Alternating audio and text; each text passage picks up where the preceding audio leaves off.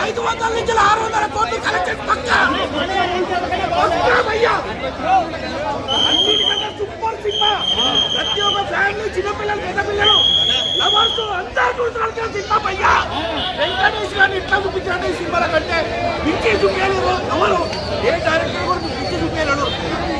పడుతున్నాడు అంత యాక్టివ్గా చేసిన సినిమా అంటే బొమ్మ చెప్పేది భయ.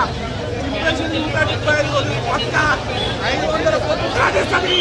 మొత్తం చిప్పి పడేసాడు. మొత్తం చిప్పి పడేసాడు. మొత్తం వెంకటేష్ గారంటే సూపర్ భయ. ఐశ్వర్య రాజేష్ మళ్ళీ సౌందర్యాన్ని గుర్తు చేసింది.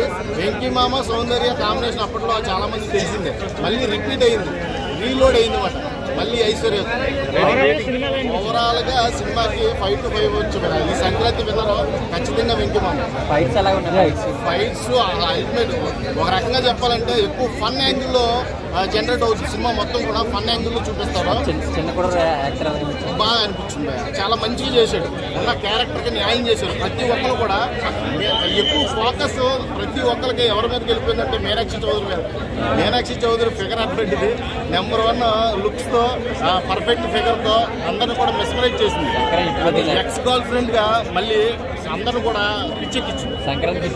సంక్రాంతి బ్లాక్ బాస్టర్ మన వెంకీ మామ.